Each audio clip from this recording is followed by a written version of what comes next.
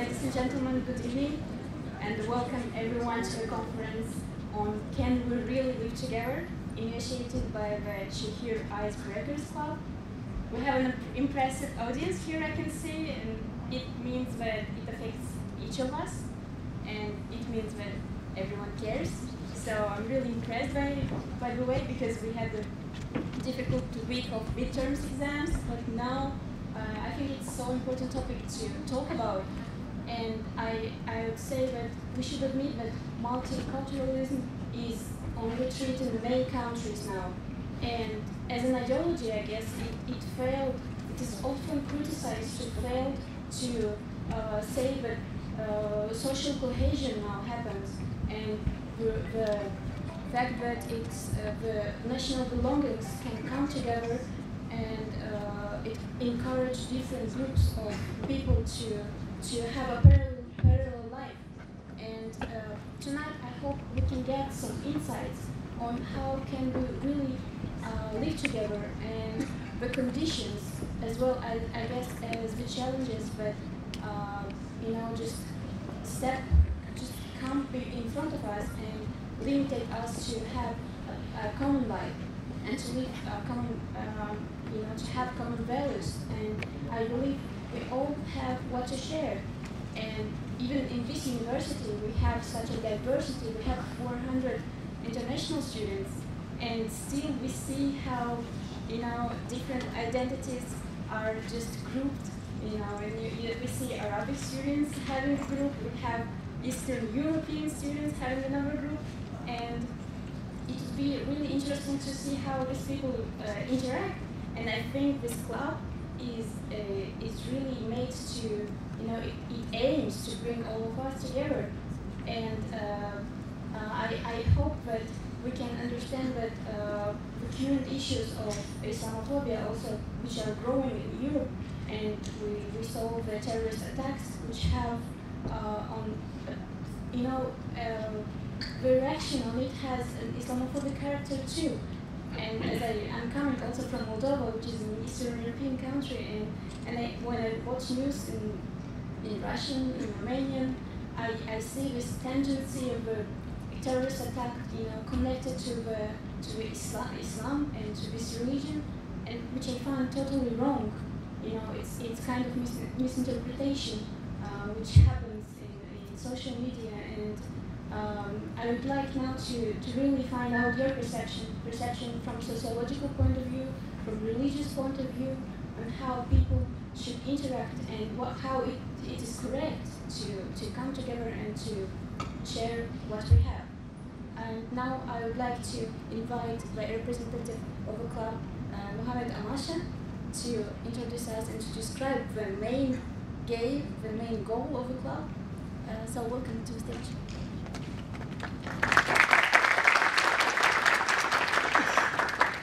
Hello, marhaba, assalamu alaikum, bonjour everyone. First of all, I want to say good evening to all distinguished participants and professors and guests.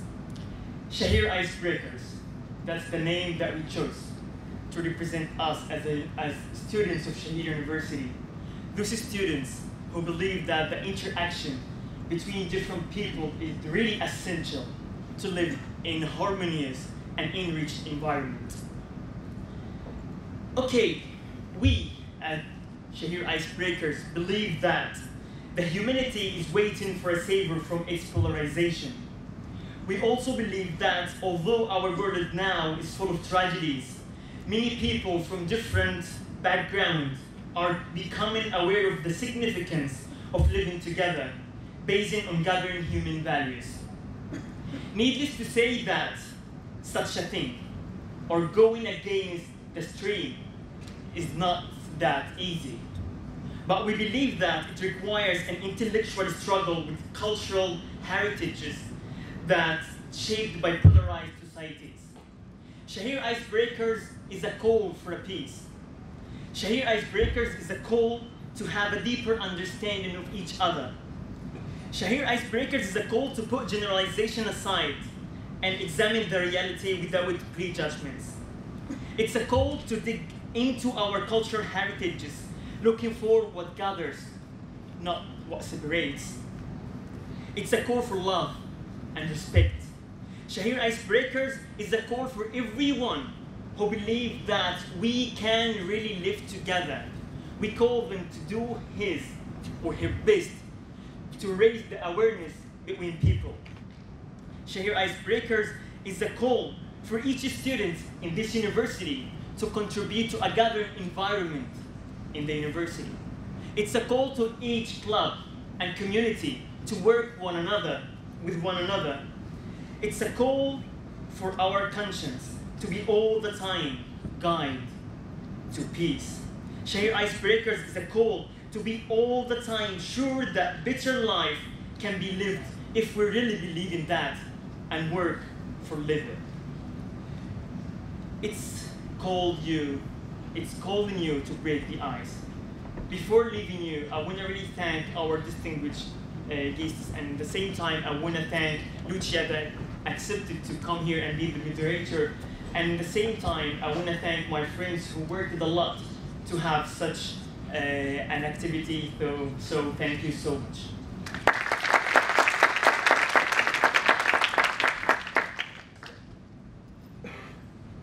And now we're going to have a video session which will last for 15 minutes, and then we'll have a sociological perspective which will last 30 minutes. So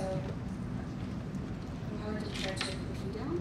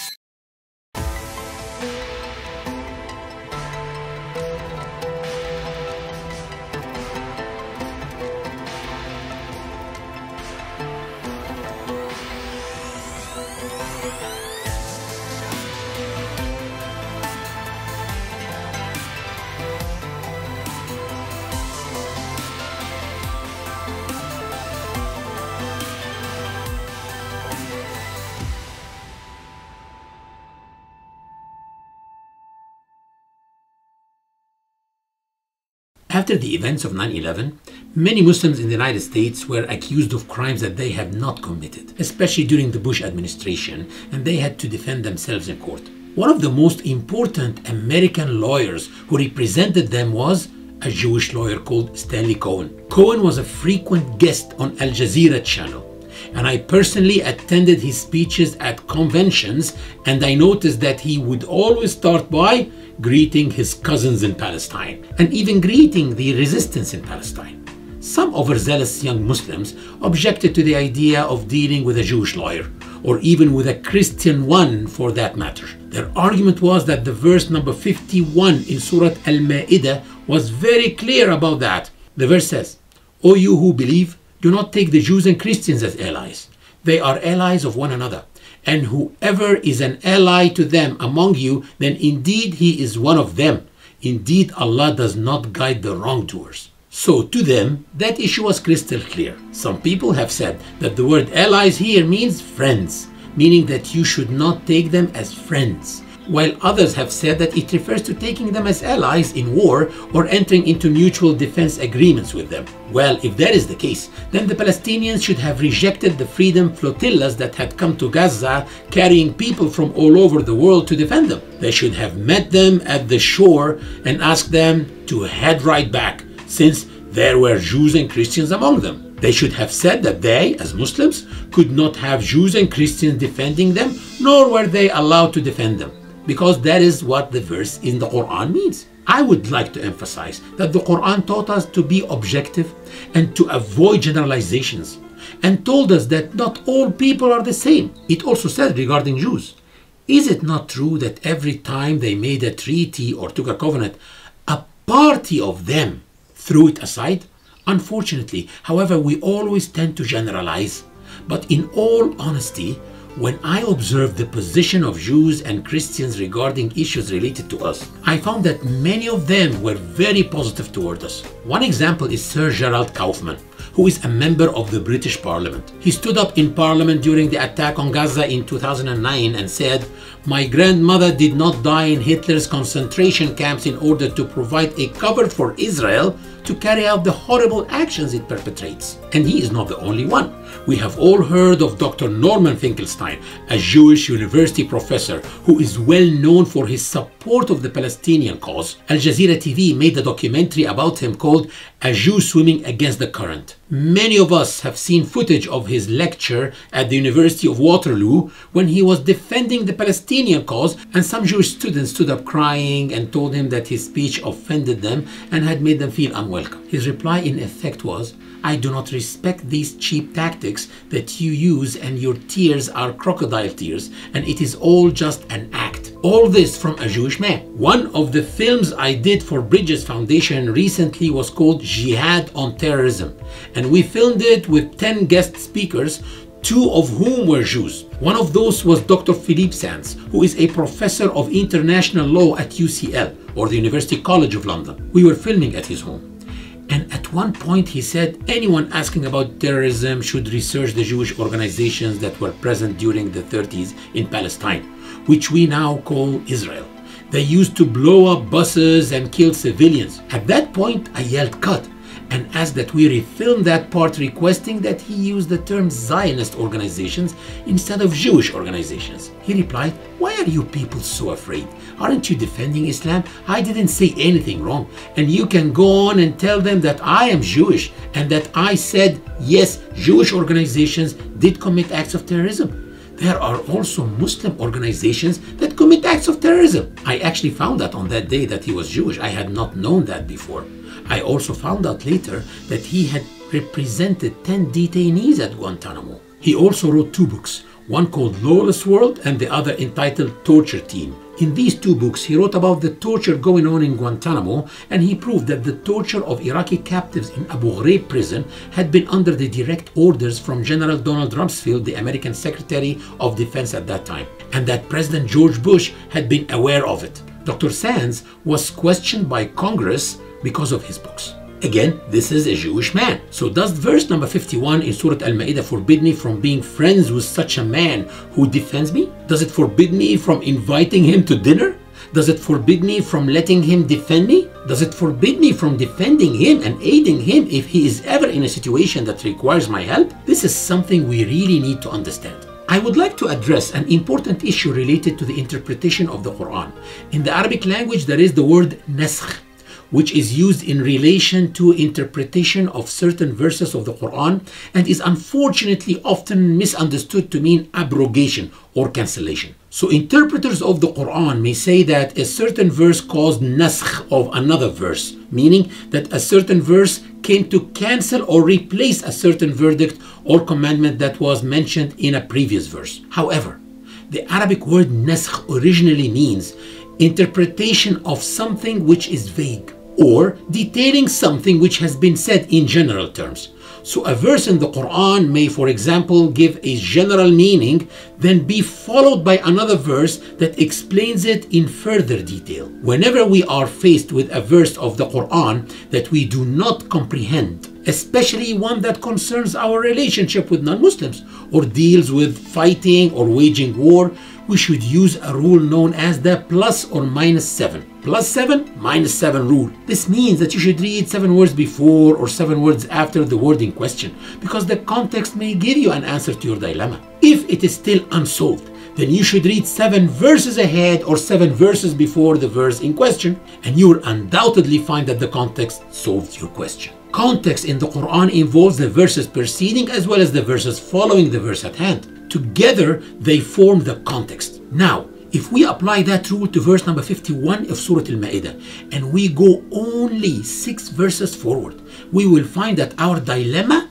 is solved. Verse 57 says, "O you who believe, take not those who take your religion in ridicule and amusement from among those who were given the scriptures before you, and the non-believers, take them not as allies." So the verse forbids us from taking as allies any Jews or Christians or others who ridicule our religion and make fun of it. So among the Jews and Christians, there are decent people, and there are as well some who ridicule our religion.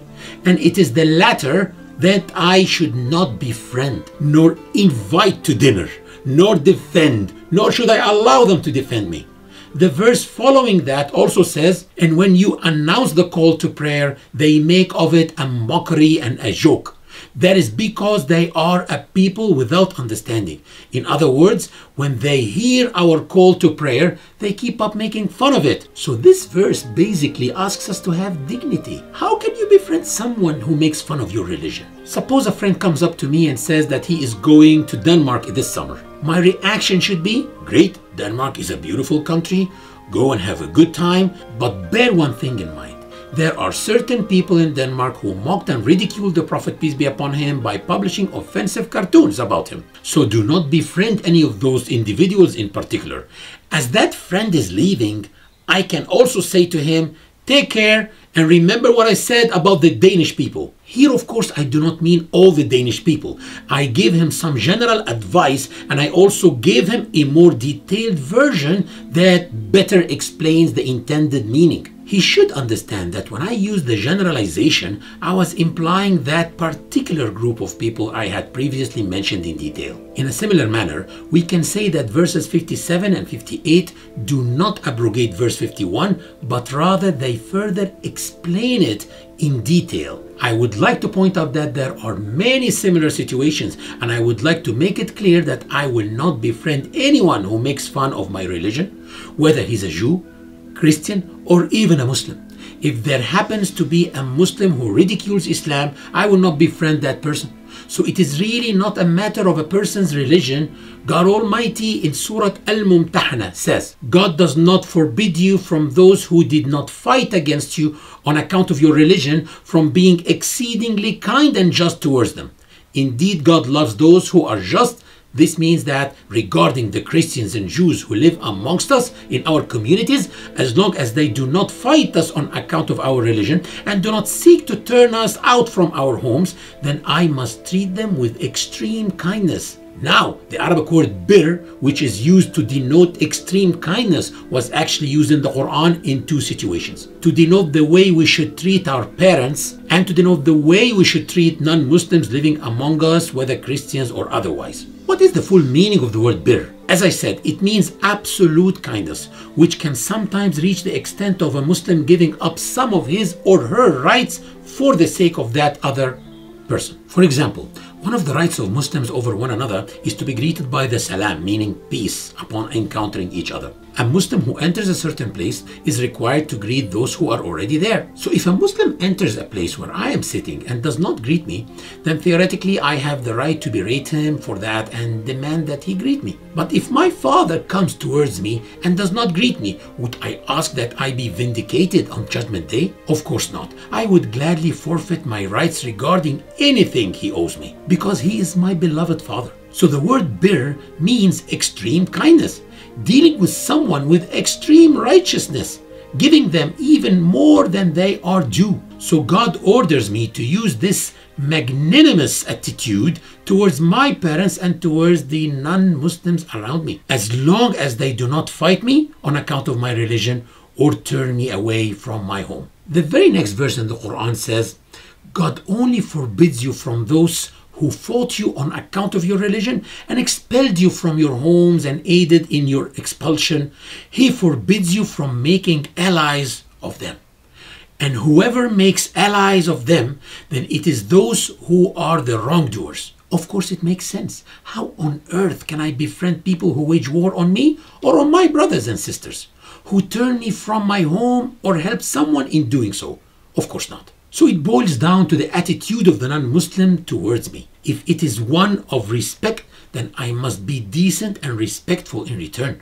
God Almighty says in Surah At-Tawbah, or chapter number 9 from the Quran, if they are upright towards you, be upright towards them. This is a very important point. Another important issue is that sometimes when a Muslim says, we offer our greetings to our Christian brothers and sisters on the occasion of so and so, someone may object to that and say, wait a moment, How can you say our Christian brothers and sisters? It is a Muslim who is the brother of a Muslim. Granted. But that does not mean that a Muslim cannot be the brother of a non-Muslim as well. Brotherhood has many levels. And undoubtedly, the highest level of brotherhood is that of religion. However, there are other levels of brotherhood that, although less significant than those of religion, do exist nonetheless. This can be brotherhood based on nationality or what is known today as citizenship. And this kind of brotherhood was mentioned by God repeatedly in the Quran. We can find over 20 verses in the Quran that acknowledge this kind of brotherhood. For example, when talking about Noah, the Quran says, "Behold, their brother Noah said to them," and so on. Note that here the Quran is talking about disbelievers, but it still considers Noah their brother.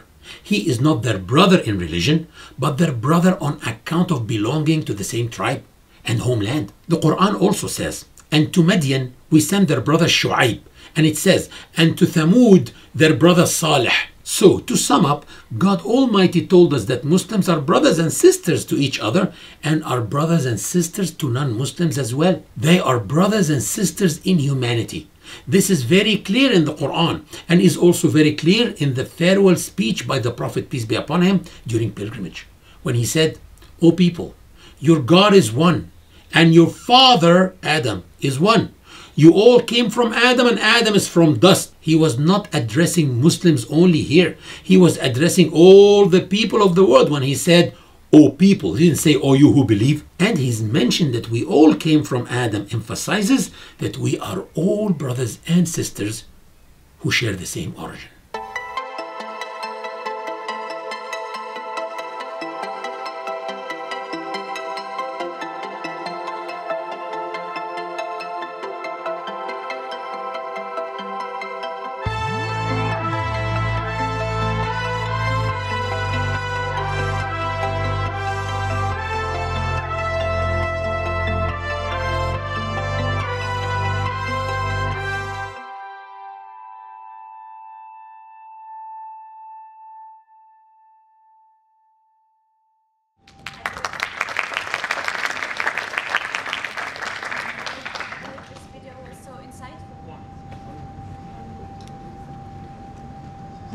Okay.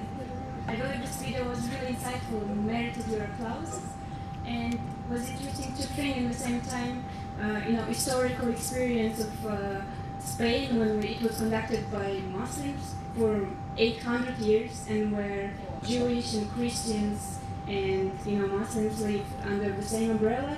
And now, for modern times, it kind of seems impossible to us, and we have this idea and perception of otherness and the perceptions of our identities as exotic and having exotic customs and traditions.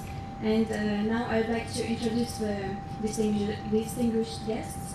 We have tonight Dr. Fadel Salman, who was born in Egypt, and he is a member of International Union of Muslim Scholars, who received his master's degree in Sharia in 2008. And besides being an electronic engineer, he is an international speaker, orator, filmmaker, and presenter of Islam. And he started with his Bridges Foundation in 2005 with the aim of bridging people from different backgrounds, especially bridging the gap between Muslims and non-Muslims after the event of 9/11. And Fadel made 3 documentary films about Islam, the series of films Islam in Brief, Jihad on Terrorism, and Islam in Women, which was translated in more than 16 languages. The other speaker is Professor Dr. Ferhat Ketal, who is a member of Sociology Department in Istanbulsehir University. He worked previously in French Department of Political Science in Marmara University, and his articles are on topics like modernity, everyday life, new social movements, religion, Islamic movements, and intellectuals. And another speaker, we have Professor Zubair Nishanji, who is an instructor at the Department of Sociology in Istanbulsehir University, and his degree he got at Boğaziçi University, and he completed his PhD studies at University of Chicago, His main area of interest are also the relationship between socio-economic diversity in religious institutions and civic participations. So I invite you, Mr. Fadel Salomon.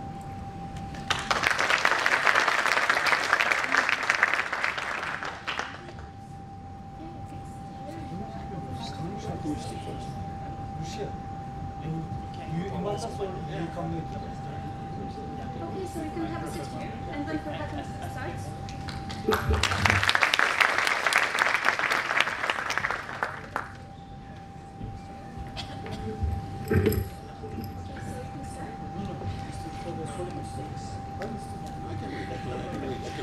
They listened to me already. I was boring so far. I actually slept. And also I would like to mention that we'll have a questions session. So you are given the papers and you can ask questions you can. And also you can use social media, the Twitter or Facebook. You can give questions and hope to receive responses to your questions.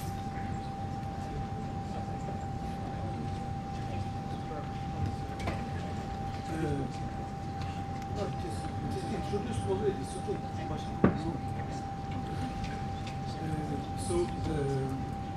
welcome to Suleiman.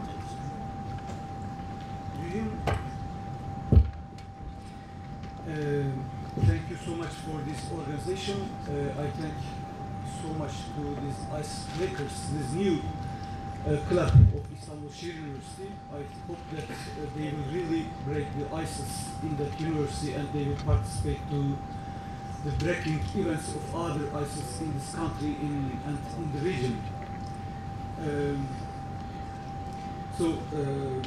I will try to give you some just my ideas about this question of can we live really together.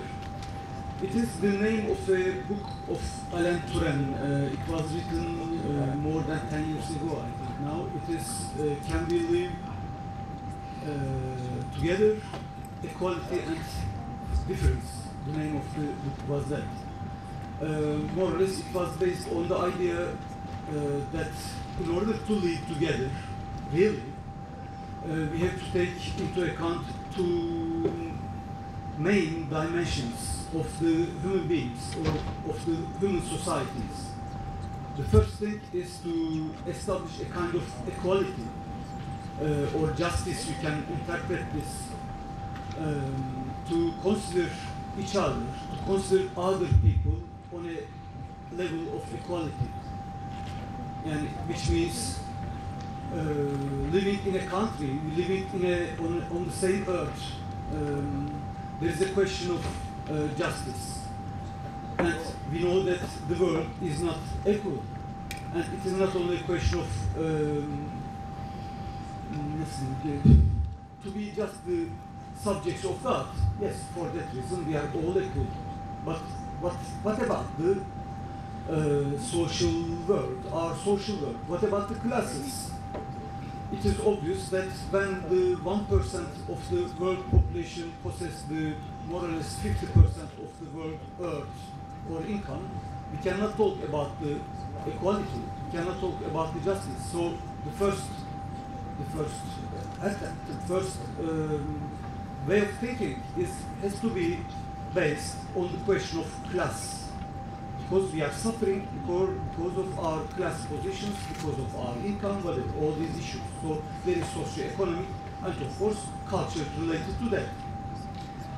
The other issue, okay, let's imagine that we have established a kind of justice on the earth. We are all earning more or less the same money, same income, same wealth. But what about my difference? If my difference is not respected, it is not a real equality. As a Muslim, as a Christian, as an atheist, as a Kurdish, as an Armenian, as a Congolese, whatever, I want to be considered as equal within my race, my color, my ethnicity, my language, my culture, whatever. So the real coexistence or living together has to take into account both of these aspects. Yani, Yes, I have to be, and I have to be. I want to be recognized within my difference. I want to be considered within my totality, within my singularity. I have all these aspects of human beings: my culture, my class, my gender, my race, my language, whatever. So I am a totality, and in that totality, I have a singularity, and I am unique. I want to be considered in that totality, as I have to accept the others in their totality, in their singularity. So I think that the very philosophical or very theoretical aspects, we have to take into account these both aspects. But the problem, this is very theoretical, this is very philosophical, it is not enough to say that, oh, we have to take into account. But what happens? And what happens that we cannot approach this situation, the question from that aspect. It seems that, of course, during all this history, or in all the times, there is a question of power, a question of hierarchy. There are problems of superiority versus inferiority. This commanding, this hegemonic identities, hegemonic whatever, classes as there. But the problem, again, beyond that superiority or inferiority issues, the modern times developed more and more a kind of dichotomy on this mind and body dichotomy. Being moderns, we are all tending to be like godlike individuals. We have an idea, a kind of idea that we think that we possess all the reality, all the truth, learning from the modern schools, modern universities, modern ideologies, or whatever. Or even within our very traditional communities, our traditional communities also become very modern communities, and we think that we possess the only truth. We are the superior, we are the mind, and all other people have to just follow us. They are just, because the body, they have to follow us, and we developed in our modern times a kind of social engineering in order to possess, in order to comment, in order to totalize. The totalitarianism of Hitler, Stalin, or very consumerist totalitarianism. When we just follow the advertising, when we just look at the television, all these serials, the publicization, all this consumerism, it is also totalitarianism. So the problem is how to break with this understanding of the supremacy of a specific mind. Hitler was the mind of German body. Stalin was the mind of Sovietic body. And Kemalism or Jacobinism, Bolshevism, or whatever, all these dominant ideologies, they are all perceiving themselves as the commanders, as the real holders of the reality, of the truth. So the problem is that maybe it is not only a question of Mustafa Kemal Atatürk, it is not only a question of Stalin, or Lenin, or Hitler, or Recep Tayyip Erdogan, but it is a question of this position, this power issue. How come that some people among us, when they obtain the power, they become the totalitarian leaders or this type of commanders? They command, they want to command, because they represent the reality. And we all are, we are just çapulcu, or just chaotic people, anarchist people, Islamic terrorists, or whatever. They are just not conforming to our white reality in Europe, these Muslim people. So the problem is not Turkish, British, or European. It is a universal thing, or not universal, global thing. We live the same thing every part of the world. And I think that we have to take some measures, some distance with that general vicious desires of the societies. It is the totalitarianism explain a lot, to give a lot of examples within that, but it is by means of Mr. Father Suleiman, we learn that the Quran, for example, an idea of the Islam, an idea of religion, or by other means, we learn that the generalizations are not good. An'am, Surat of An'am states clearly, in a very clear way, that don't believe into the totalities on all these majorities. The majorities are not always the good. Yeah, they are just fabricated, and we learn to believe. We learn to be conform to that. So how can I say, oh, it is the majority, just obey to that? No, I will not obey. Just so to keep, even we are the minority, even we are the marginality, maybe keep this ethics, this morality. So how can we do that? It is maybe, it needs another way, another type of reflection. So it is not a remedy, it is not a medicine, it is not, I cannot give this type of, we have to do that, but maybe some paths of, in order to think in another way. We live in societies with very huge differences. İşte Turkey, United Kingdom, America, European societies, işte China, everywhere. We have different ethnicities, cultures, etc. So we immediately tend to think in terms of living together in a multiplicity or in the multicultural identities. So coexistence of different cultures is a good thing. So let's respect this multiculturality. But there is a problem with that multiculturality because how do you live together? Side by side? Yani Christiansler, Muslimsler, Jewishler, Kurdish, Turkish, etc. These communities. But do we have something, some other commonalities with other people? Certainly, yes.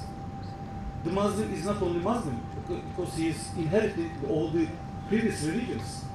The Islam is certainly the brother of other Islams.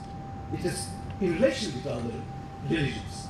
Kurdish individual is not only Kurdish. He has a lot to see, to have in common with the Turkish ordinary people.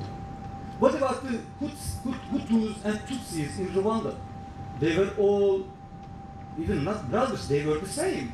But after colonialism, after all these involvements, interference into the African life, they were divided into two enemy tribes. They were hating each other. And for that reason that the genocide of Rwanda has been lead.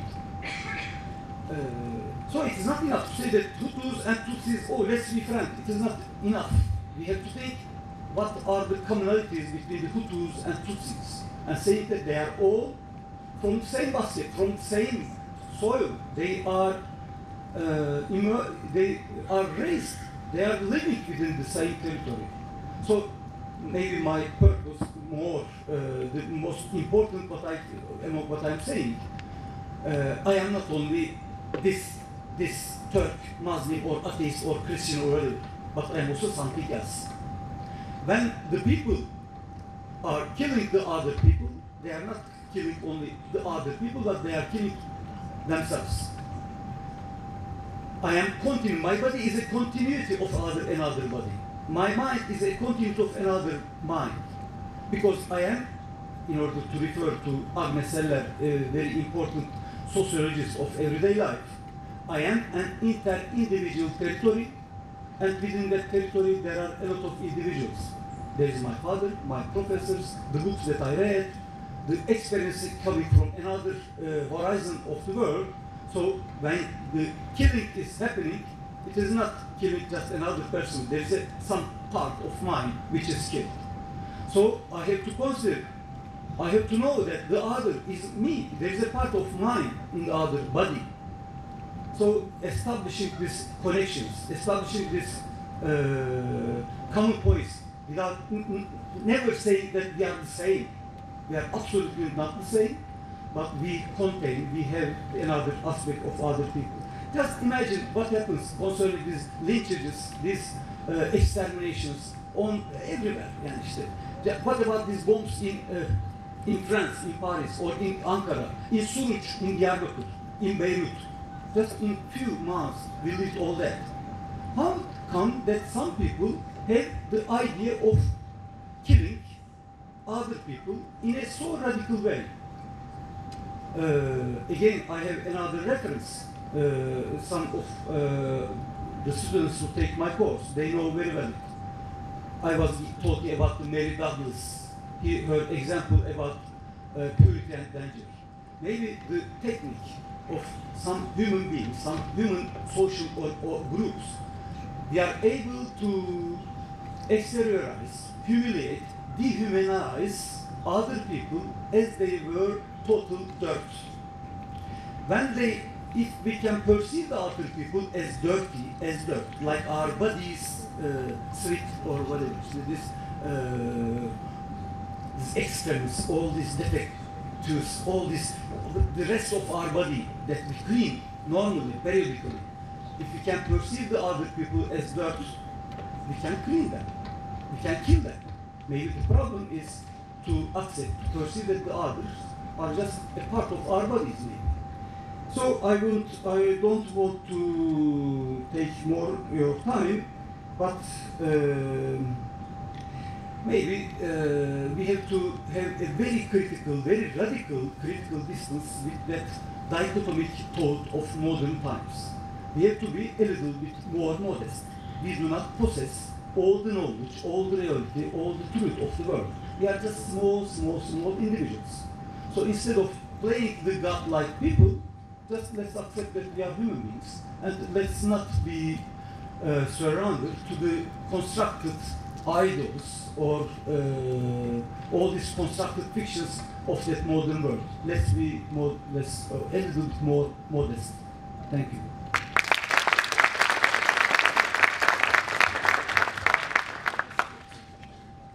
Thank you so much, Mr. Ferhat. And now our next speaker is İcebreakers. I was thinking that I was going to be the last. I had to prepare my presentation.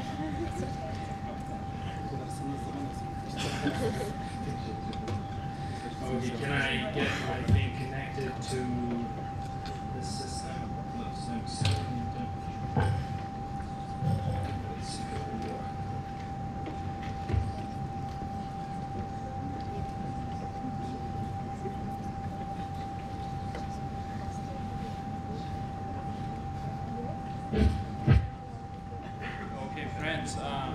You know, when I saw this big crowd, something came to my mind, and I have never spoken to such a crowd. You know, can you see? Oh, okay, it's not there. Why is it not showing up, technical guys? Oh, okay, it's there. Okay, it showed up. So I remember once, you know, we went to one of these big mosques in Istanbul, and you know, once in a while, Muslims pray together, and you know, if it is the prayer time, it's the imam who leads the prayer. But if you're a group and then you ask one of your friends to lead the prayer, and in such an occasion we asked one of our friends, we were at Istanbul, you know, Sultan Ahmed, the Blue Mosque, and we kind of convinced him that okay, he's going to lead the prayer. He started, and then you know when you know they continue the prayer, they call it ruku when they go down. And then he saw that a lot of other people joined in the congregation. And then he was so anxious, and then he broke the prayer, and then turned and said, "I'm sorry, I cannot do it." So I kind of had this same ambivalence. I was just asking if I should go or not. So Just don't do ruku'ah. I was afraid to look back. So I avoided until I could do it. So, okay, friends, I will do a presentation today, and you know, in my other classes, my students always ask, you know, can you do presentations, PowerPoint presentation? And I always say no. So those of you who are in this gathering, don't let your other friends know. So, okay, I will. What I will do today. And I'm grateful to Ferhat Hoca to talk about, you know, the sociological aspects of our relationships with the other. I will, you know, try kind of addressing it. I would like to call it philosophical, but let's call it ontological to be on the safer side. So the question was, can we live together? And then, you know, my answer is that, you know, of course, we can. Yes, we can live together only if, and my kind of suggestion is that only if we can talk with the other. So what I will do today, you know, I'm going to do a presentation, but you know, I heard once that one of my friends, when he was describing his father, when he talks about stuff, he goes into a lot of detail. He said, if you ask my father what's a spoon, and he will start from the issue of how iron is extracted from the soil. And I said, this guy is defining me, so I'm kind of a person, that kind of a person. So hold on, and I will get to my point at the end, okay? So let's start from, let's start digging, okay? And now, we said, can we live together? I would like to start from the question of who we are. There's this old saying, whatever, they most of the time attributed to Ibn Khaldun, but they say in Arabic, al-insan, what was the Arabic? I forgot. Human beings are civilized by nature. Al-insan madaniyun bitab. Bitab. Okay. I'm learning Arabic. Thank you. And what does that mean? They call human beings are civilized by nature. When I say by nature, I don't necessarily mean that nature is making them civilized by their nature. But it's also part of the issue. So some people also, some scholars approached it from another perspective. When you say civilized, that means human beings interact with other human beings. But they took it to a broader scale and said, your relationships are not limited to your social relationships. As a human being, you exist in this universe, and you have a lot of interactions with the rest of the universe, and that interaction is a conscious interaction. The other beings in existence, their interaction is sometimes it's just one-dimensional in physicality. And human beings' relationships with the other forms of existence, it is also unidimensional. You have the will. Of course, the nature has the challenge, but you have the will. It's a one-directional interaction. Human beings, we have multi-directional interactions. You have your intentions, I have my intentions. And the way we interact is through language, but we interact and it's a two-way relationship, which complicates a lot of things. But before we understand our nature, I would like to get into this theory of opposites. And believe me, I didn't choose this on purpose. It looks like the French flag, but there's no I was just looking for an image that kind of shows the unification of the opposites. I don't know if you heard about it, but Heraclitus, he was talking about this idea that whatever we experience in the universe is a result of the interaction of the opposites. And it made a lot of sense to me when I heard it first time, realizing that even life comes to existence when opposites, hit each other. The way to see this is that, say for example, this picture shows you the winter. When cold overcomes, hot, it's just one direction, life doesn't exist. When the warm and the cold interacts in the spring, and also the sun and darkness, when they interact, life emerges out of this interaction of the opposite. You can even, when you look at the day, which time of the day is the busiest day? The busiest time in a day? Early in the morning and also afternoon, right? It's the combination, like when cold and warm gets closest, and also darkness and light gets closest. It's also true for the seasons as well, kind of static in summer and winter, but it's kind of more dynamic in spring and autumn. I will get there. Even, when you look at the map of the world, the middle climate area is where people are populated. If the cold overcomes, then no life in the poles, right? If hot or warm overcomes the other, no life in desert. So when they interact, life emerges. I guess this also plays into our nature. That's who we are ontologically before we get into it. That's the design. Interaction with the other is part of the plan. And also, they also say that even perfection, ontologically, sociologically, and philosophically, comes out of your interactions with the opposite. Even if it is the opposite idea, ideology, whatever. If you want to perfect yourself, even at the ideological level, you have to engage. I'm not saying like attack, you have to engage the other. So we said human beings are civilized by nature and they have interactions. This interaction makes human beings interdependent on the nature and also on each other, because human beings, I will go fast. So the idea is that the other is part of us ontologically. But our relationship with the rest of the world is kind of also, sometimes emerges an anxiety in us. They tell the story that the first time human beings were created, they say it was Adam. He came to this world when it was dark, it was night, and he had no idea. And then this angel came to him and said, know that sun will rise, shortly. And then when sun rose, towards the end of the day, the angel came back and said, know that sun will set again, but it will rise again. So imagine that if we didn't know that there is a summer, spring at the end of this autumn, this fall, all of us would be crying, right? Just because we know the nature of it, we're comfortable with it, we expect the spring. So I will go fast. So our ontological security, sometimes, just a little experiment.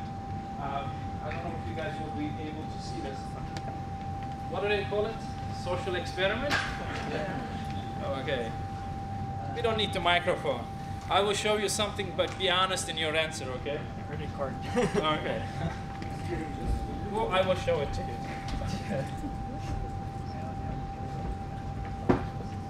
This one. Okay. Let me show it to you. We will come. Okay. This is my first piece of art. Okay, and then imagine that, okay, I'll use my hand, I'm sorry. If I do this, okay, let me hold it. So this one goes like this. Can you please tell me, which one is it that you like the most? But be honest, I'm not deceiving you or anything, just with your own perceptions. You like the first one? Okay, let's move it this way. Why? The second one's first. The second why? It's organized. It's something that I can make sense of. You can make sense of it. Why is it that you can make sense of this one but not the other one? Like, what does it mean, the first one? The meaning, and also, you don't know what's coming next. This makes your mind more comfortable because you know the next step. Knowing makes you comfortable. Knowing kind of takes the anxiety out of you. So that was it. So maybe you guys were expecting something big. Okay. I put this aside. So maybe you were expecting something really big. So the fear of the unknown. You only get to know the unknown and get over your ontological anxiety, whatever, if you get to know the other. For us human beings, we have fears. We have fears about our present, and also we have fears about our future. And also this fear for the future, because we have human beings and our mind goes to our future, we want to secure ourselves from our fears, right? And in order to get over this, fear, we kind of, all of those social conflicts, class struggles, as Karl Marx even says, comes out of this anxiety, right? And we would like to secure ourselves ontologically. One thing, our guest, we watched the documentary, was talking about kind of religious sources of interaction. But I heard one kind of a story which was related to Ali, the companion of Prophet Muhammad, peace be upon him, which kind of touched me a lot. In his book I was reading, the title was "Do Not Cheat in Your Business Dealings," and then instead of saying, do not cheat, God says that you will be punished in the hereafter. Do not cheat because this verse says this and this, or this ayah says this and this. Instead, he said, which kind of struck me, do not cheat. Your Lord is one. And I'm not making a religious argument here, it's ontological. Your substance or sustenance is secured. You will be provided with what you need. Have tawakkul, have reliance on God. I think that he understood that in nature that if we don't have that security, ontological security, we tend to cheat, or we tend to exploit. But those kind of fears, as I understand, are coming from our insecurities, and it gets reflected on what we do in our social lives. The political oppression, you name it. We're trying to secure ourselves. Back in the old days, in the old forms of colonization, drawing borders, this is mine, I will use these resources, it only belongs to me. And now we're exploiting opportunity spaces, it's kind of a different area. All forms of colonization, one area going to another area. And now you have other means that you can colonize, so that we get over your existential anxiety. So I guess, my kind of take on this is that, when we look at our relationships, even in our political fight, what is the essence in me that's drawing me to have conflict with the other? And I think, maybe when I started my presentations, you guys were thinking, this new age type of religion, you're going into ontology, universe, something, sun, darkness. But I guess that's where it is coming from. If I knew that my conflict is coming from my weakness, then I will be more honest towards myself. So, but to overcome this issue, I will also get back to this uncertainty. In order to get over my uncertainty, I should not, bring another level of uncertainty or fear to the other side. In order to, get kind of away from this, I think that the best means as human beings that we can do with the other is to talk, so that we know, and by knowing, we also overcome our fears. One of the things that benefited me a lot when I went to the United States and studied was that, I got to know, not that I became a scholar or something, but knowing what kind of a place is the United States, it makes me more comfortable.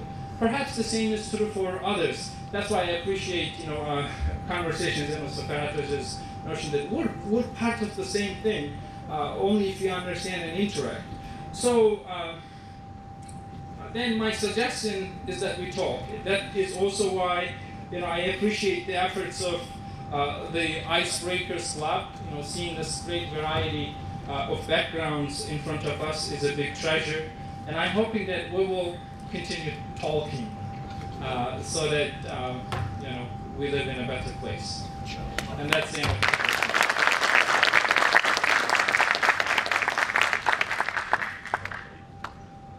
And now we have Professor Fadil Soliman on the stage. I'm here.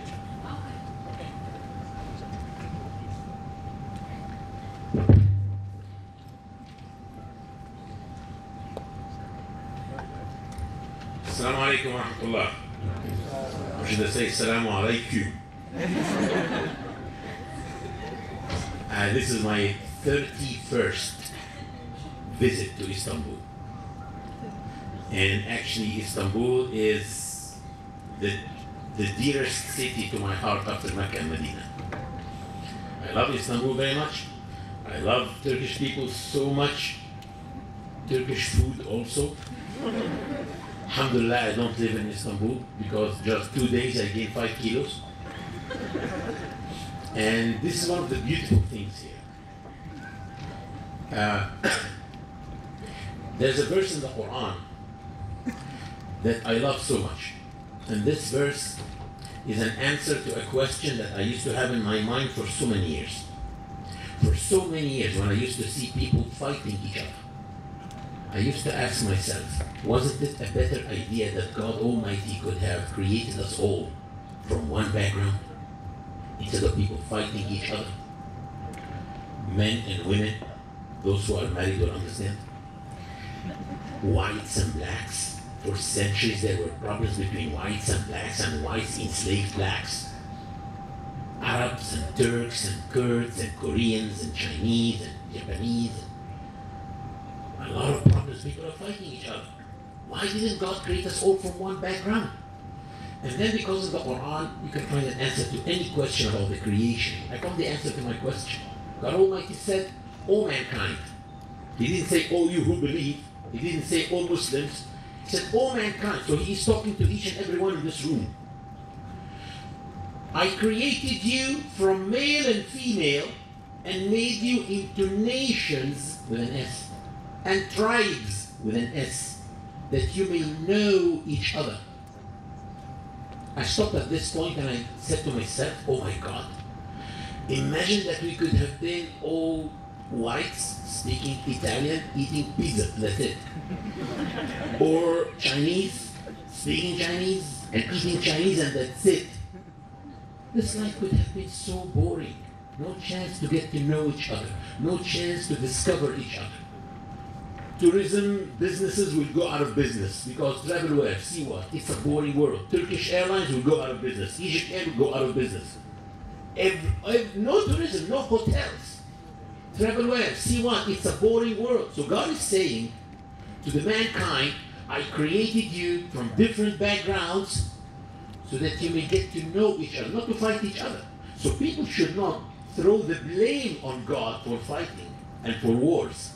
Excuse me, war is man-made. It's true that there are so many verses in the Quran that talk about fighting, definitely.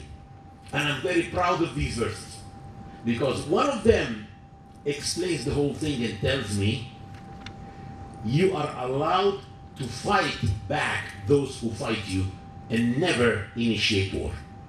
So this is crystal clear. But the issue is, we are here to talk about, can we live together? Can we who? Can we people from different backgrounds? So we are here to talk about khilaf or ikhtilaf. The word khilaf or ikhtilaf is an Arabic word. Then when I tried to find a good translation for it, I found over like 35 or 40 words in English. The closer to what we mean is difference. We're here to talk about differences, or about disputes, about disunion, about conflict, about disagreement, about discord, about variance. And I believe disagreement is what we came here to discuss, because it's normal. We disagree with each other because we are different. Is this really negative? Is it negative to disagree with each other? This is what I wanted to address with you actually. First of all, is disagreement negative, or can it be a gift from God? God Almighty said in Surah Hud, وَلَوْ شَاءَ رَبُّكَ لَجَعَلَ النَّاسَ أُمَّةً وَاحِدَةً وَلَا يَزَالُونَ مُخْتَلِفِينَ. Had your Lord willed, He could have made mankind a single nation, but they will not cease to dispute. So He created us different like that. I want to tell you that in one hand, you don't have two similar fingers. Look, not two similar fingers. Why do you want people to be similar? And without these differences, you could have not been able to use your hand. Because this one is different from that one, from that one, from that one. I can use it like that. I can screw something with it. I can do whatever I want with this hand because these fingers are different. Had they been all the same, wallahi, we could have not even used it at all. The problem is not in disagreement. The problem is not in the differences. The problem is being unable to manage our differences. Being unable to benefit from our differences.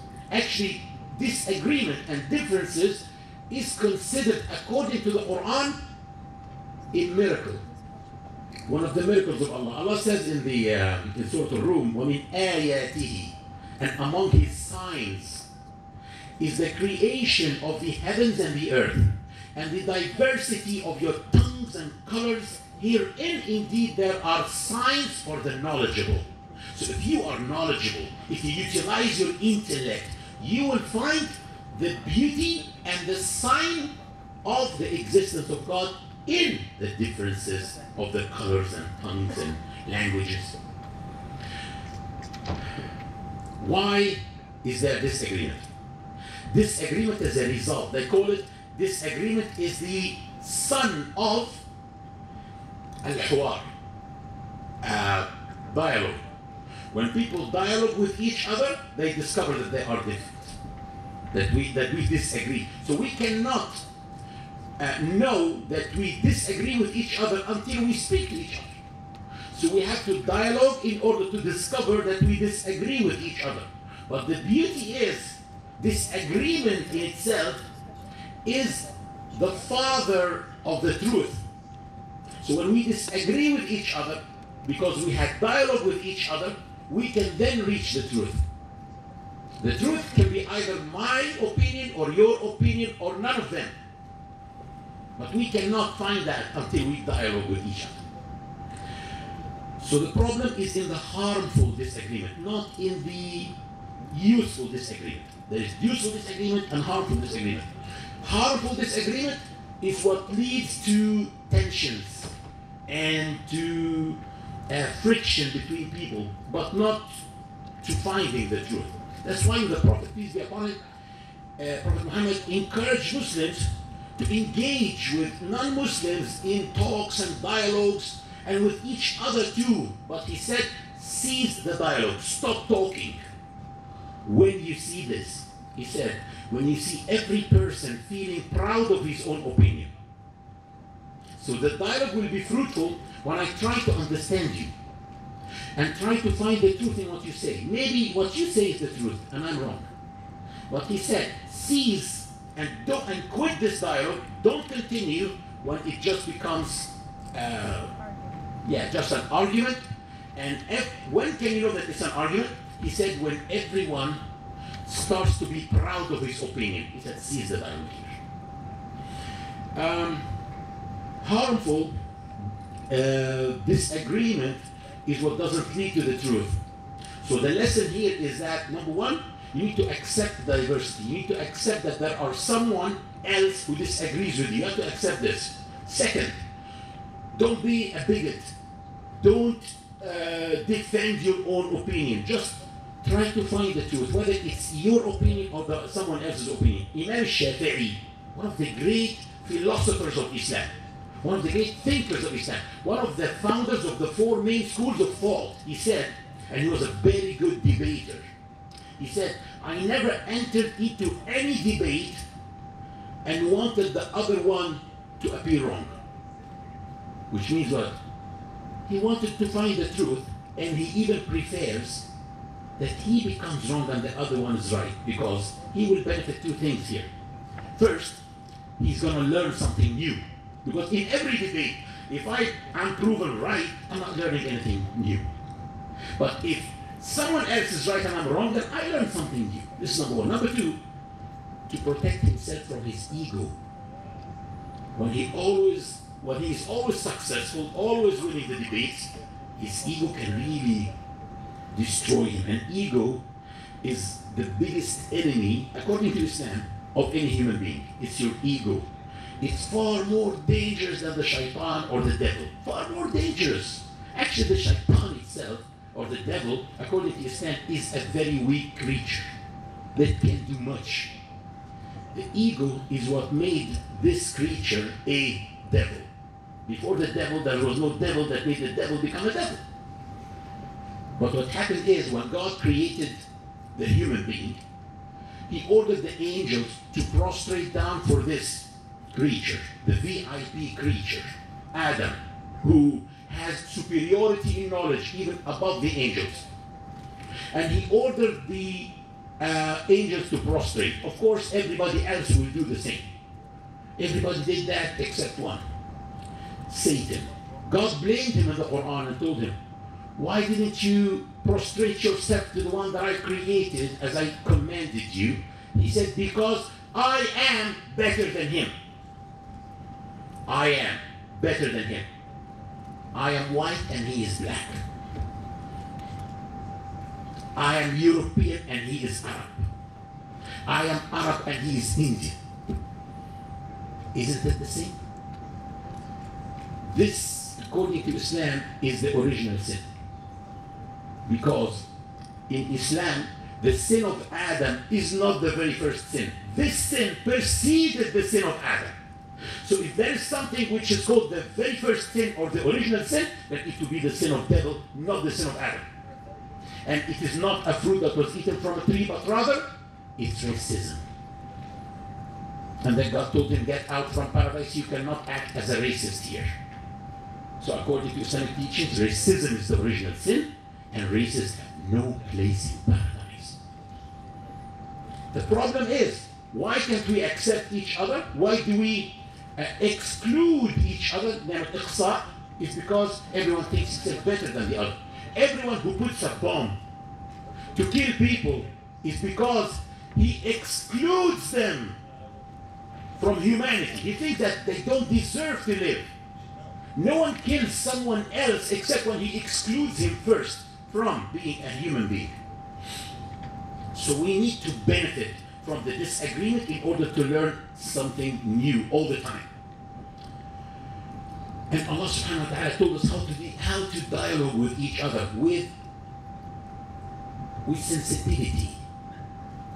He told us that, he told Muslims, when you dialogue with non-Muslims, tell them, إِنَّا أَوْ إِيَّاكُمْ لَعَلَى هُدًى أَوْ فِي ضَلَالٍ مُبِينٍ. Either us are right or you are right.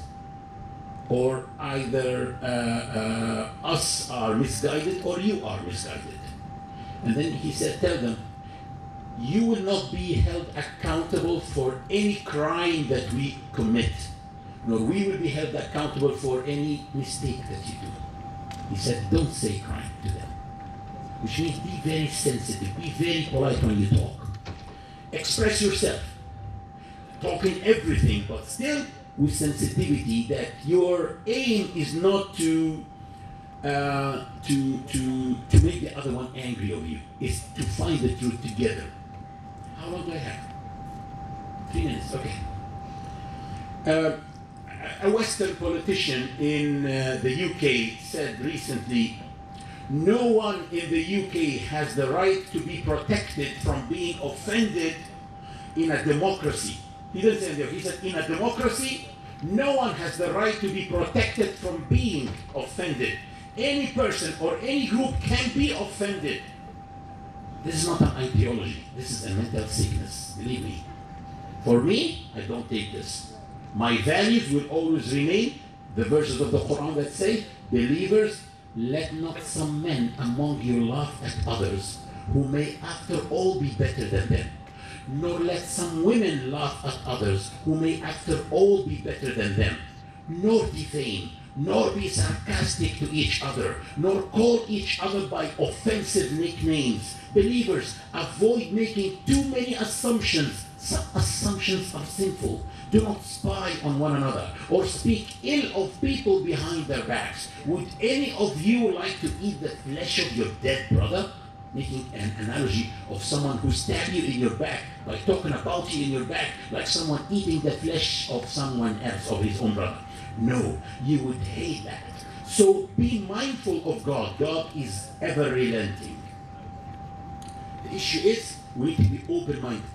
When we dialogue with each other, we need to seek the truth. How do we seek the truth? It's when we...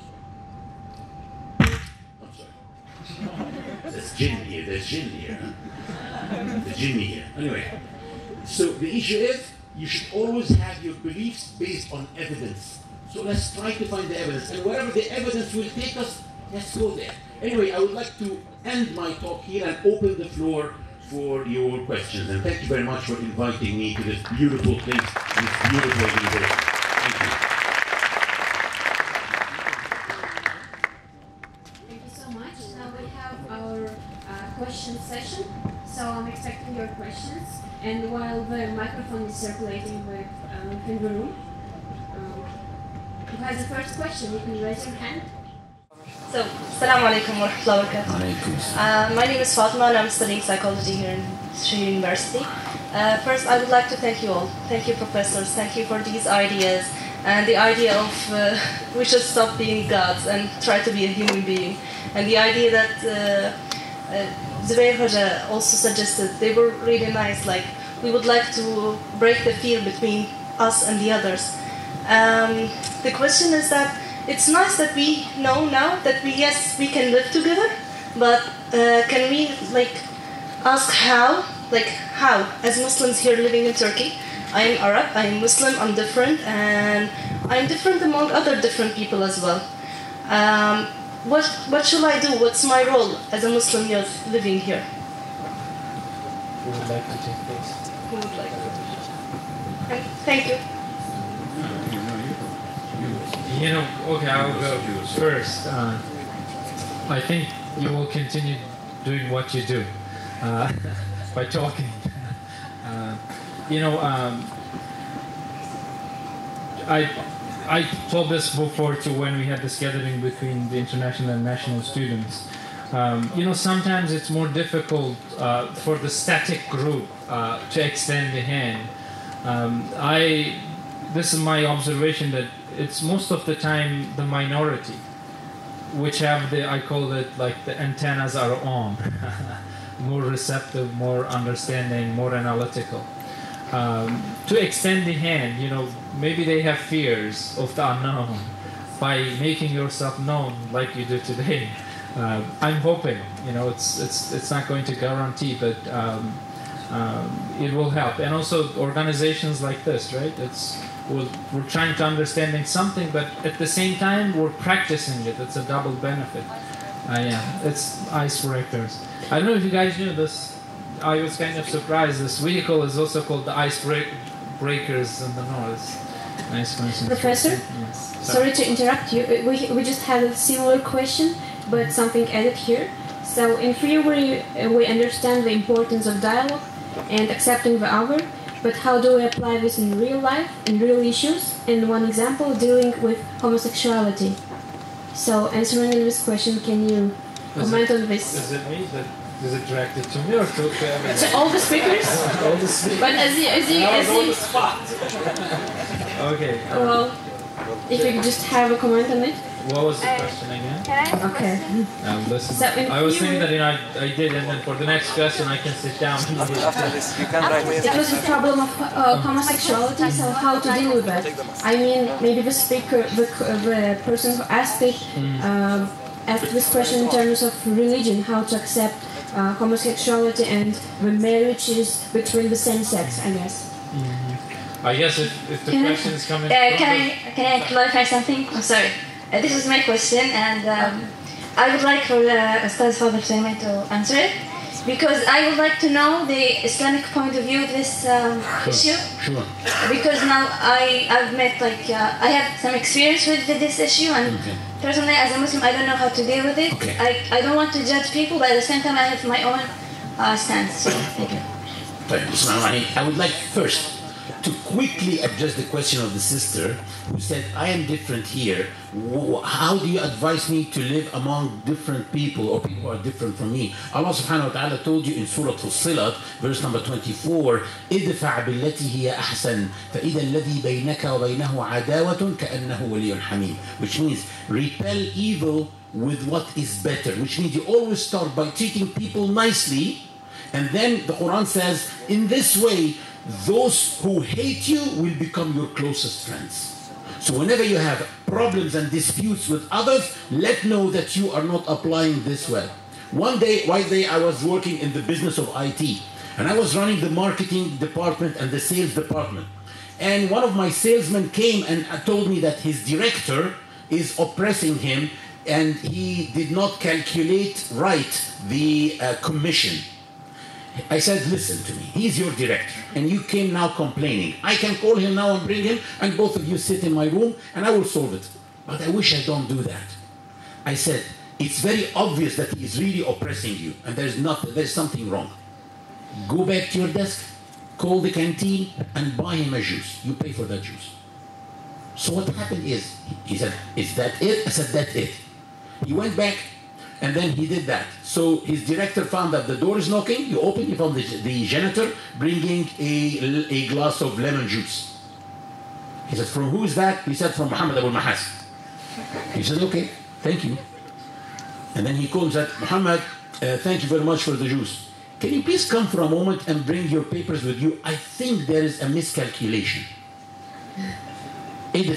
Start, repel evil by what is good, what is better. And then those who hate you will be your best friends. That's what God said. Talking about homosexuality. According to Islam,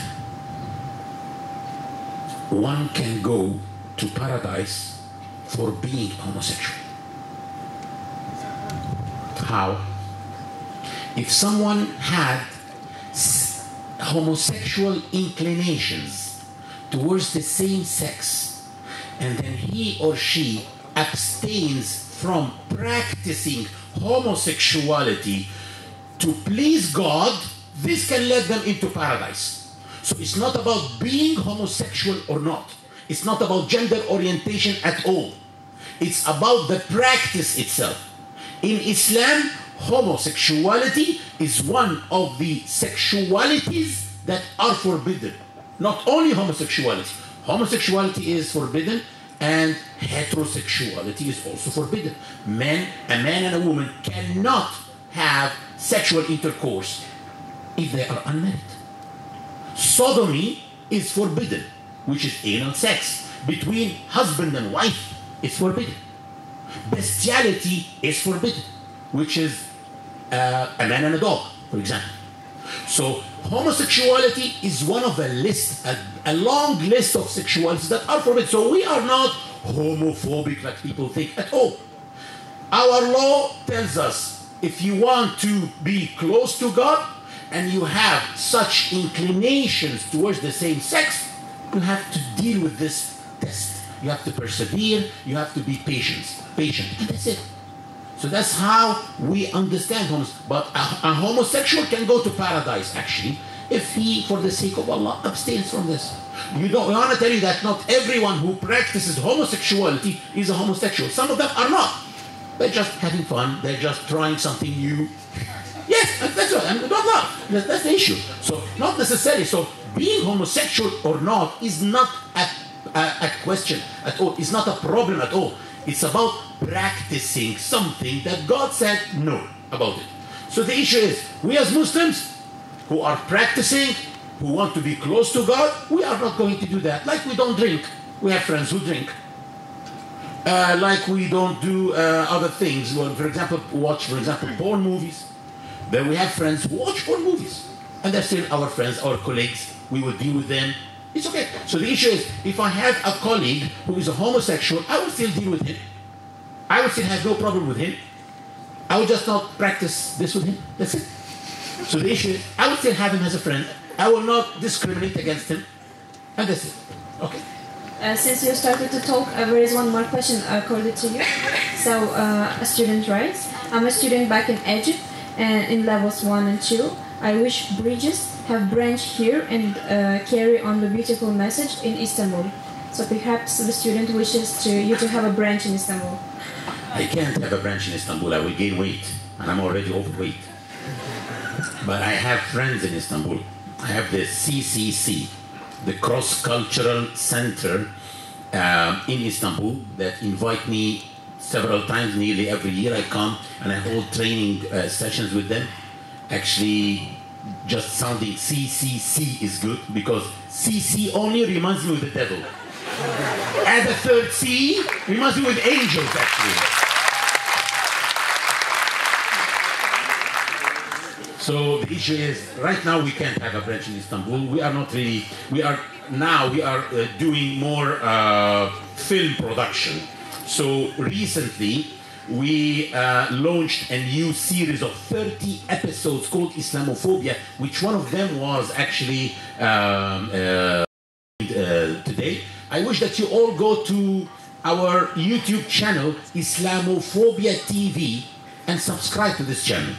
And wait for the next episode, because we are right now doing season 2 English episodes, and all of them are like atheistic misconceptions. And we will be dealing with a lot of questions that come in the mind of many youth. Okay? Thank you very much. Professor Ferhat Pintel, othering, is it in an innate attitude, or it is an attitude which is being naturalized by the society? What is it, excuse me? Othering. Otherization. Ah, okay, okay.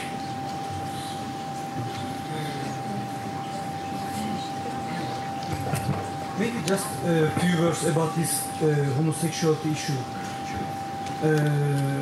In order to combine what was taught here, combining Mr. Soliman's and Zubair's comments, First, I think that there is an issue which is very central. It is the political organization of the societies. Yeah, and the state has to be at the center maybe of some of our concerns. And if we are not able to assure our ontological security, whatever we are doing, it is very difficult to establish this kind of confidence, trust with others. So the state and this question of security, ontological security, is a fundamental question. So the actors, social actors, the political actors, all these wings, whatever, they have to fight for in order to make the state something much more secure. It is not only the security of the superior or dominant class, but security for everybody. So it is just a minimum base. After that, yes, how do we combine this last question? How can we take into account the others? Yes, there are always others. It is very normal. And if we live on that side of the river, the other people living on the other side, there are the others. That side of the mountain, the other side of the mountain, that side of the religion, that side of the nation, whatever, national border, etc. So, of course, woman and man, the animals and human beings, whatever, all these are, we are evaluating, understanding ourselves by regarding to other people, other type of beings. So it is normal. But what do we do with that other people? And this other normalization at the very first level, it is just a difference. It is just just a kind of reach, a kind of a contribution to my being. And the other is paradise. The other is a reason for me to evaluate myself by means of the other people. So the other is the sacred person, the sacred identity. Without the other, I cannot exist.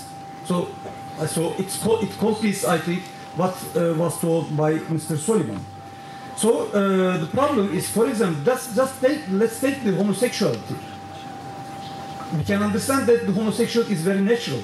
If it is asked to me to abstain, to refrain myself, it means that it is normal, it exists. What does exist more than this homosexuality? What we are, how do we construct our manhood and womanhood? It is a very complex issue, and maybe we are all homosexuals. Thank you. I feel that I am censored. David, I didn't. I'm not, by the way. I didn't finish. No, of course you are not. I'm not neither, but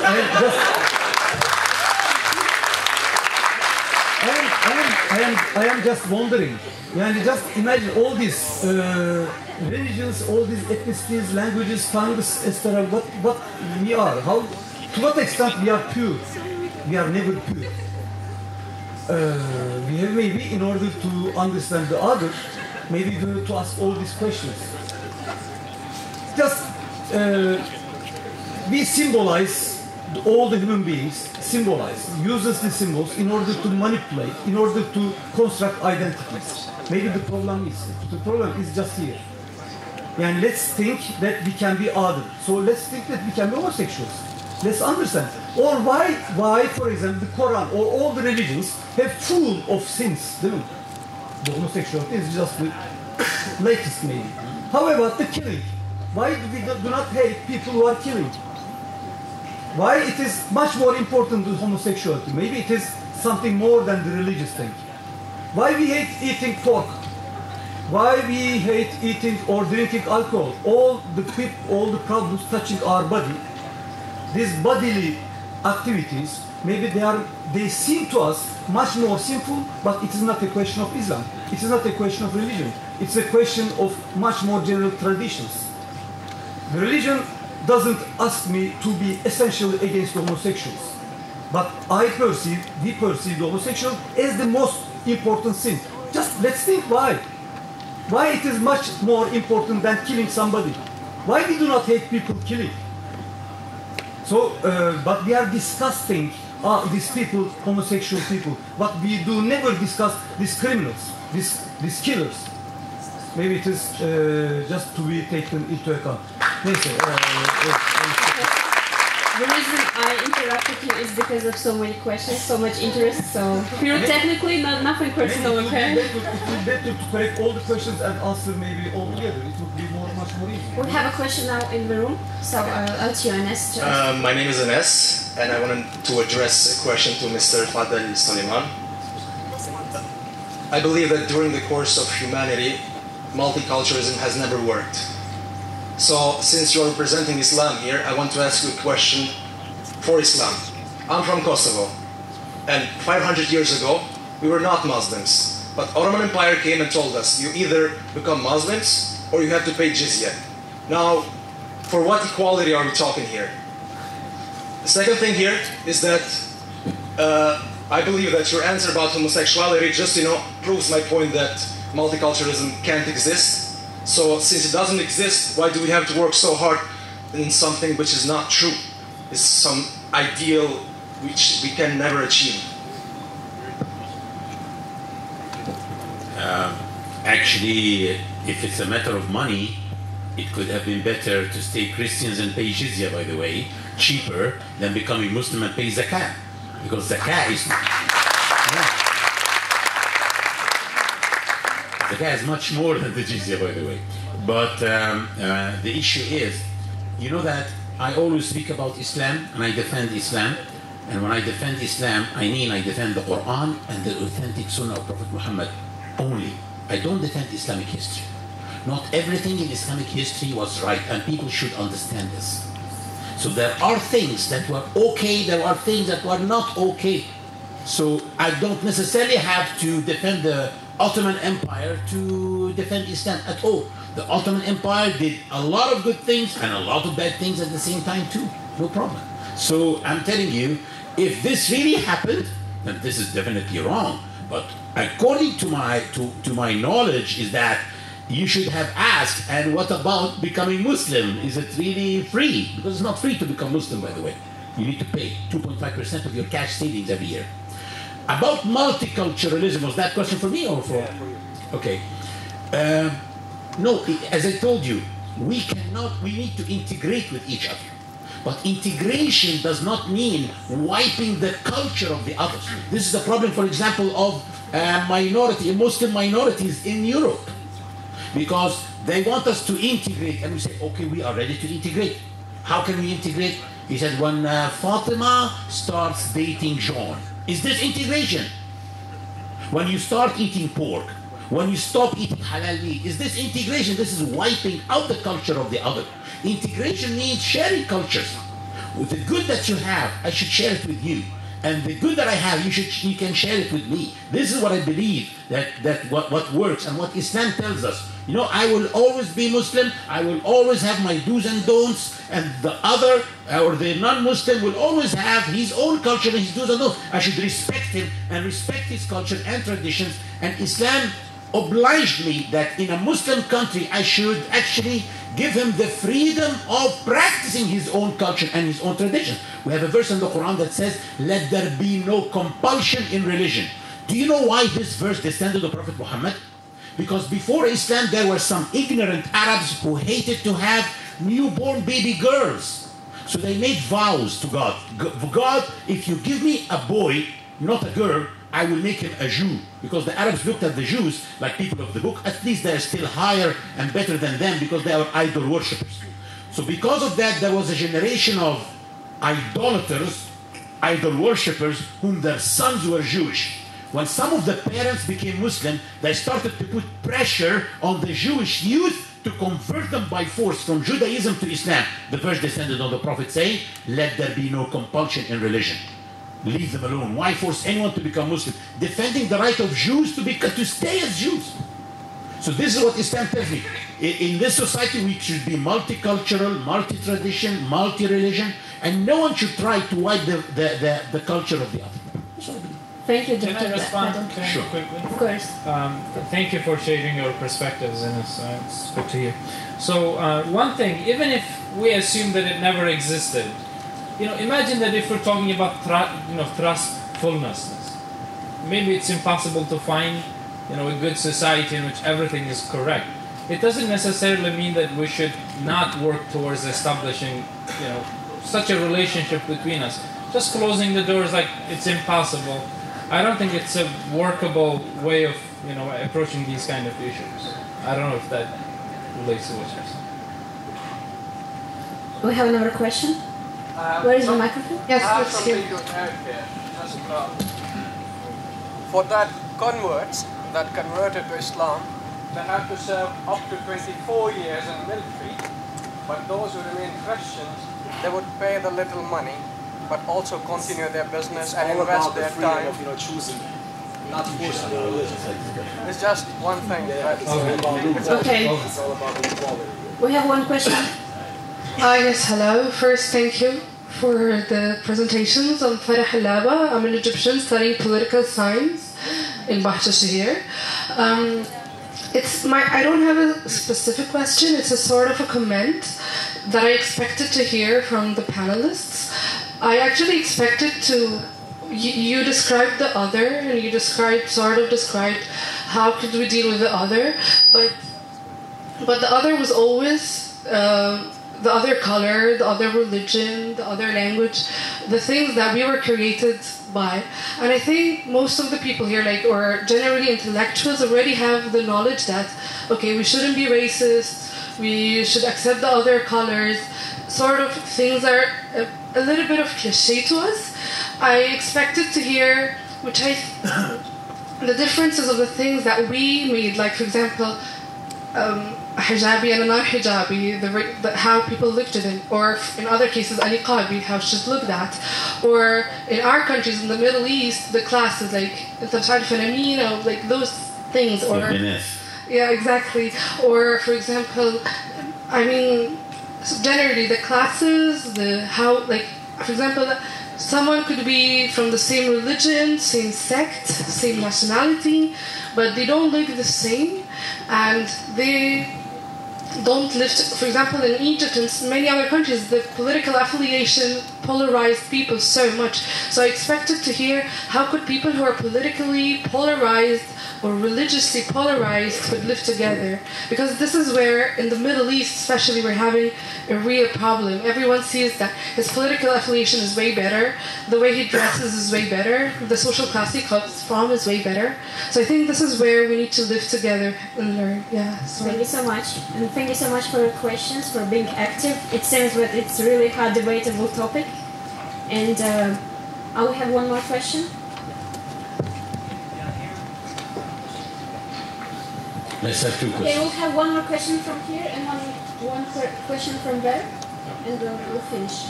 Assalamu alaikum. I would like to thank you, professors, for these presentations. But I would like to ask, Professor Zubair was stating that we have to talk. And you, Mr. Solomon, say that we have to dialogue. So I think, it's exactly the true answer for the question if we can live together.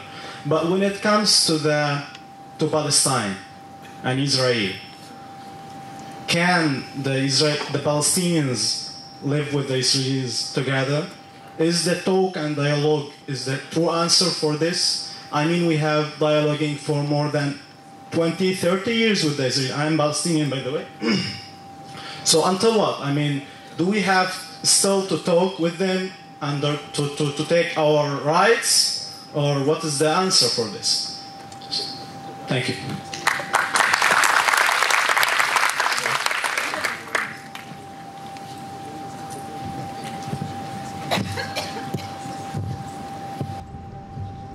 Assalamu alaikum wa rahmatullahi wa barakatuh.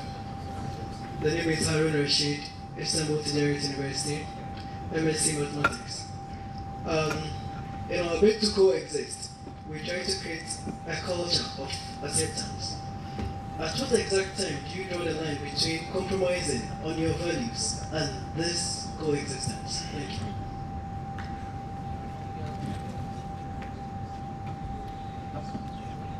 And last question goes to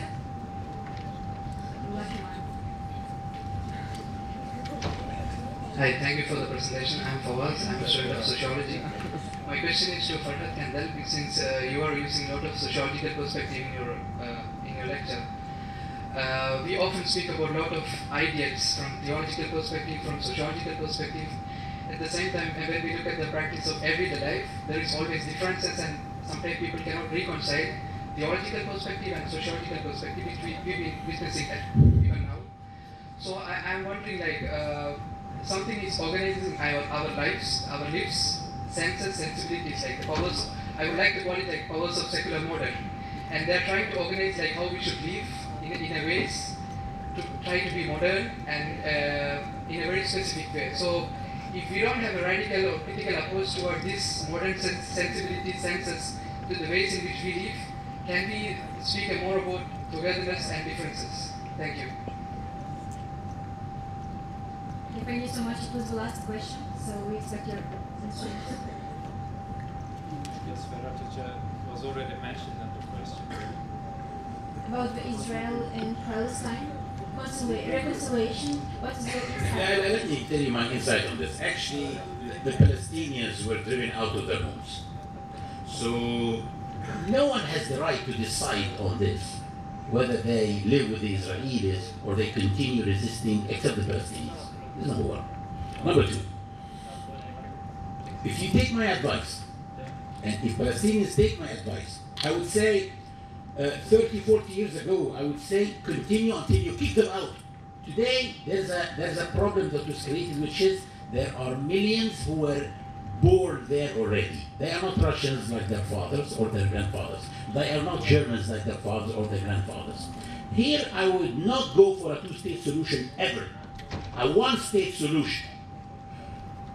Our refugees should come back. All of them have the right to come back because this is very humane. Those who were kicked out and their sons and grandsons should be able to come back and get the nationality of this new one state. We will live there together in a democracy and let the best men win. But the refugees should be able to come back in a democracy. We will live all together and let the best men win. This is, if you take my advice, this will never be accepted by the Israelis. I'm telling you. Never. But this, if you take my advice, this is my insight on this.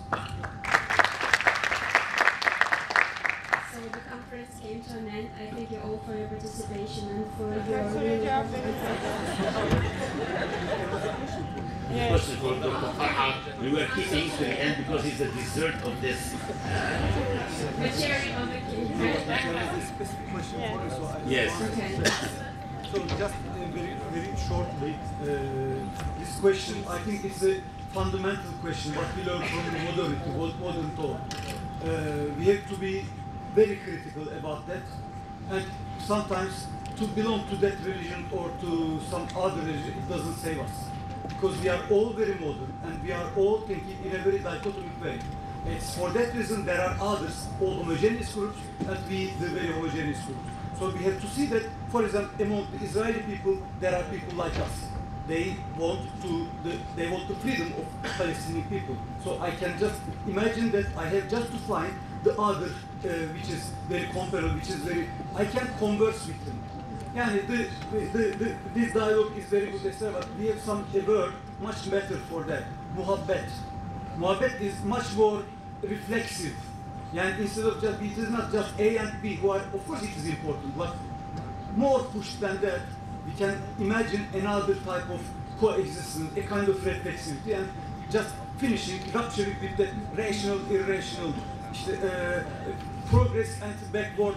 Just let's finish with that, because let's have a kind of more modest situation and finishing, forgetting the kibir, which is maybe one of the most biggest sin maybe.